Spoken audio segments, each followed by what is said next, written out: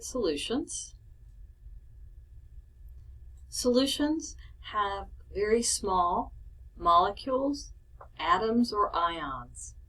If I leave a solution sitting, it will not settle. I can't separate solutions by using a filter or by using a membrane. And an example would be sodium chloride. Colloids have larger molecules. They still don't settle on standing, and I can't separate them with a filter, but I can separate them with a membrane. And examples of this would be milk, fog, paint, whipped cream. Notice that colloids are not transparent. You can't read through a colloid. You can't read through a glass of milk. Suspensions. Suspensions are very large particles, and they may even be visible. They will settle if you let them stand. I can separate them with a filter or with a membrane. Examples would be sand mixed with water or medicines. A lot of medicines, particularly the antibiotics that you give small children that are liquid, are suspensions, and you have to shake them before you give them to your child to get the right dose. So let's go back to our solutions and talk about cognitive process properties. This is an interesting property because it doesn't depend on the type of particle, only the number of particles that are present or the concentration. So freezing point elevation and boiling point lowering are examples of cognitive properties. The boiling point of water, if I had a mole of particles, I can raise the boiling point of water by 0.51 degrees Celsius. If I add a mole of particles to a kilogram of water, I will lower the freezing point by 1.86. So this is the property that they're using, the road services are using in the wintertime. When they put salt on the roads, they are lowering the freezing point of the water that's on the road so that it won't freeze and make ice. So let's look at sodium chloride. Sodium chloride is a strong electrolyte, and it's going to dissolve as ions in water. That's right here. So 1 mole of sodium chloride will make 1 mole of sodium and 1 mole of chloride. 1 mole of sodium chloride will make 2 moles of particles. It makes a mole of sodium and a mole of the chloride. So we've got 2 moles of particles. So let's identify the solution that has the higher boiling point. Here we've got aluminum nitrate,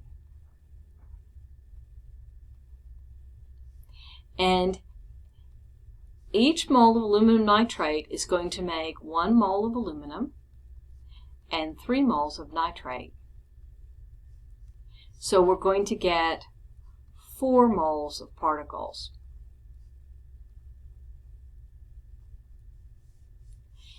So if I have 4 moles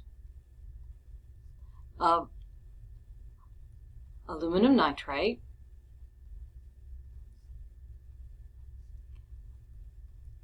and each mole gives me 4 particles,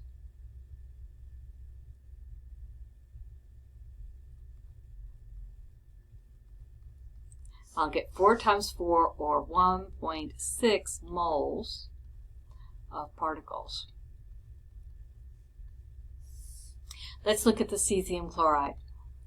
Cesium chloride is going to give me a mole of, or give me 1 cesium and 1 chloride. So if I have 4 moles, I have 0.4 moles. It's 0.4 here. If I have 0.4 moles, and each one will give me 2 particles, I will get 0.8 moles of particles. So the aluminum nitrate gives us more. This is the aluminum nitrate. More particles, and it will change the boiling point more. So this is our answer. Because it makes more particles, it will raise the boiling point more. So osmotic and osmotic pressure is another characteristic that is cognitive. Doesn't depend on the identity of the particle, it just depends on there being a particle. So what we find is that water molecules will tend to move into the area of higher concentration. It moves to higher concentration. I like to think of it as that the water, if water was trying to do anything, is trying to dilute. Not really trying to do anything, but all right. So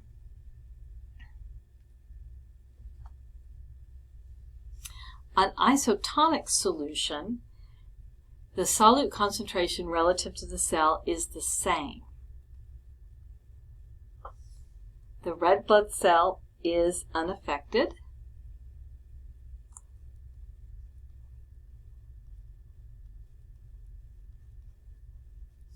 And examples would be 5% glucose or 0.9% sodium chloride. You'll find these solutions in IV bags everywhere. Hypotonic means lower solute concentration relative to the cell.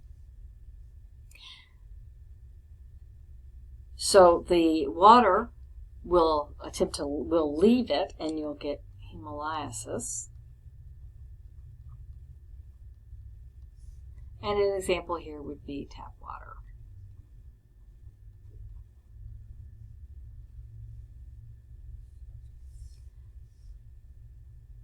Hypertonic has a higher concentration and you get crenation.